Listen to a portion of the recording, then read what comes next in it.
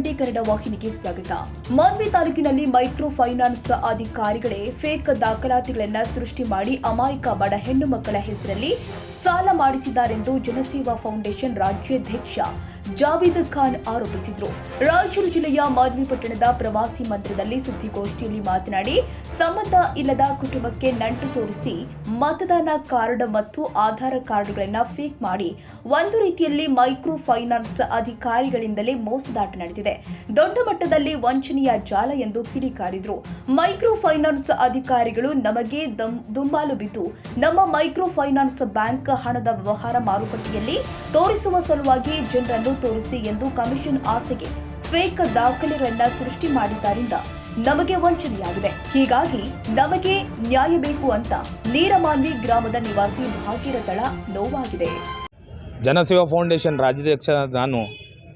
ಏನು ಇವತ್ತಿನ ವಿಷಯ ಅಂತಂದರೆ, ಇಡೀ ಕರ್ನಾಟಕ ರಾಜ್ಯಾದ್ಯಂತ ಏನು ಮೈಕ್ರೋ ಫೈನಾನ್ಸ್ಗಳ ಕಿರುಕುಳ, ದಬ್ಬಾಳಿಕೆ, ಮಹಿಳೆಯರ ಮೇಲೆ ದೌರ್ಜನ್ಯ, ಏನು ಇವರು ಅವಶ್ಯವಾಗಿ ಸಾಲ ಏನು ಹಿಂದಿನ ದಾರಿಯಿಂದ ಸಾಲ ಕೊಟ್ಟು ಮುಂದಿನ ದಾರಿಯಲ್ಲಿ ಸಾಲ ಮರುಪಾವತಿ ಮಾಡಿಸ್ಕೊಳ್ಳು ಬರ್ತಾ ಇದ್ದಾರೆ. ಇವರೇ ಬ್ಯಾಂಕಿನ ಸಿಬ್ಬಂದಿಗಳೇ ಫೇಕ್ ಡಾಕ್ಯುಮೆಂಟನ್ನು ಸೃಷ್ಟಿ ಮಾಡಿ, ಫೇಕ್ ಎಲೆಕ್ಷನ್ ಕಾರ್ಡನ್ನು ಸೃಷ್ಟಿ ಮಾಡಿ, ಫೇಕ್ ಹೆಂಡತಿಯನ್ನು ಗಂಡವನ್ನು ಸೃಷ್ಟಿ ಮಾಡಿಕೊಂಡು ಈ ಮೈಕ್ರೋ ಫೈನಾನ್ಸ್ಗಳ ಸಾಲ ಅಂತಂದರೆ ಗುಂಪು ಸಾಲ ಕೊಡಬೇಕು. ಈ ಗುಂಪು ಸಾಲಗಳಂತಂದರೆ ಗಂಡ ಹೆಂಡತಿ ಇಬ್ಬರೂ ಇರಬೇಕು, ಜೊತೆಯಲ್ಲಿದ್ದಾಗ ಮಾತ್ರ ಸಾಲ ಕೊಡ್ತಾರೆ.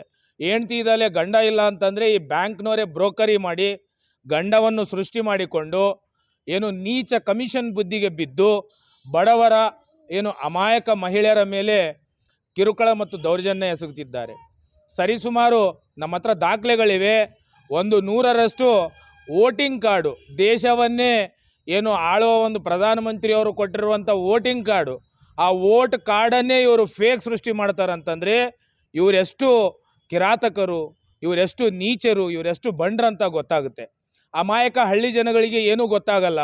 ಏನು ದುಡ್ಡು ತೊಗೊಂಡ್ರೆ ತೊಗೊಳ್ತಾರೆ. ಈಗ ತಾಯಿ ಮಗನ ಸೃಷ್ಟಿ ಮಾಡಿ RBL ಬ್ಯಾಂಕ್ ಸಾಲ ಕಟ್ಟಿದೆ. ನಮ್ಮ ಹತ್ರ ದಾಖಲೆಗಳಿವೆ.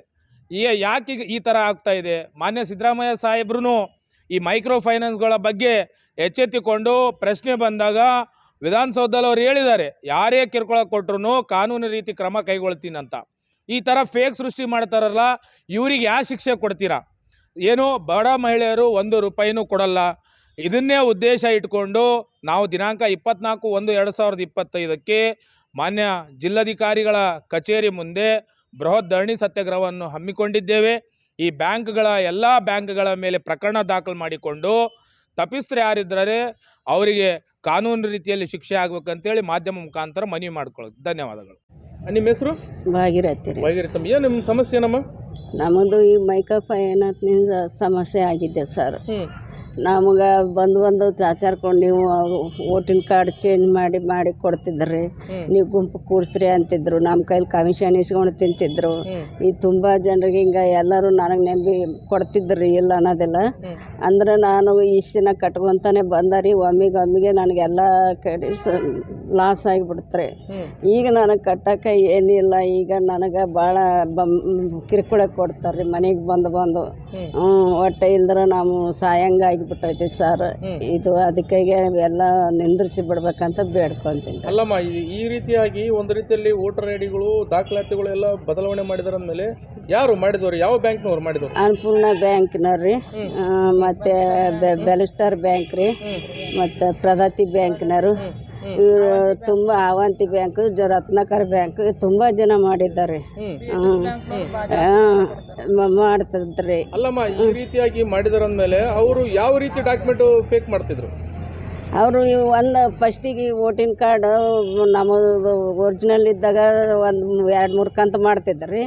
ಅವು ಬರೋದಿಲ್ಲ ಅಂದ್ರೆ ಮತ್ತೆ ಚೇಂಜ್ ಮಾಡಿ ಮಾಡಿಸ್ತಿದ್ರಿ. ಅವರೇ ರೊಕ್ಕ ಕೊಟ್ಟು ಮಾಡಿಸಿ ಕೊಡ್ತಿದ್ರಿ. ಅವರೇ ಮಾಡಿದ್ದಾರೆ. ಅವ್ರಿಂದ ಈಗ ನಮಗೆಲ್ಲರಿಗೆ ಕಿರುಕುಳ ಕೊಡತ್ತಾರ್ರಿ. ಇವ್ರ ಮನೆಗಳಿಗೆಲ್ಲ ಹೋಗೋದು, ತೊಂದರೆ ಕೊಡೋದು, ಆಕಿ ಕಟ್ಟ ಅನ್ನತ್ತ ನಮ್ಮ ಕೂಡ ಜಗಳ ಮಾಡ್ತಾರ್ರಿ. ನನಗೀಗ ಮನೆ ಒಂದು ಬಿಟ್ರೆ ಏನಿಲ್ಲ ರೀ, ಕಟ್ಟಕ್ಕಾಗೋದಿಲ್ಲ. ಇಷ್ಟು ನಂದು ಸಮಸ್ಯೆ ರೀ. ಈಗ ನಿಮಗೆ ನಿಮ್ಮ ಮನೆಗೆ ಬರ್ತಾ ಇದಾರಮ್ಮ ಜನರು ಕಿರಿಕಿರಿ ಕೊಡಕ್ಕೆ? ಜನ ಏನು ಅಷ್ಟು ಬರೋದಿಲ್ಲ ರೀ. ಬ್ಯಾಂಕ್ನವರೇ ಹೇಳ್ದಂಗೆಲ್ಲ ಬಂದು ಕಿರುಕುಳ ಕೊಡ್ತಾರೆ. ಹ್ಞೂ ರೀ. ನಿಮ್ಮ ಹೆಸರಮ್ಮ? ಬಸ್ಸಮ್ಮ ಸರ್. ಯಾವ ಊರಮ್ಮ ನಿಮ್ಮದು? ನೀರ್ಮನೆ. ಏನಮ್ಮ ಸಮಸ್ಯೆ ಏನು? ನಾವು ಏನು ಗುಂಪು ಮಾಡ್ತಿದ್ದೀವಿ ಸರ್, ಇವರೆಲ್ಲ ಸಂಘ ಮಾಡಿ ಒಂದು ಸ್ವಲ್ಪ ದಿನ ಎತ್ತಿ ಕೊಡ್ತಿದ್ವಿ, ನಾವೇ ತೊಗೊಂಡಿದ್ದೀವಿ. ಎಲ್ಲ ಅವರು ಒಂದು 3-4 ಬ್ಯಾಂಕ್ ತೊಗೊಂಡ್ಮೇಲೆ ID ಕಾರ್ಡು ಚೇಂಜ್ ಮಾಡಿ ಅವರೆಲ್ಲ ಲೋನ್ ಮಾಡಿ ಕೊಟ್ಟಿದ್ದಾರೆ ನಮಗೆ.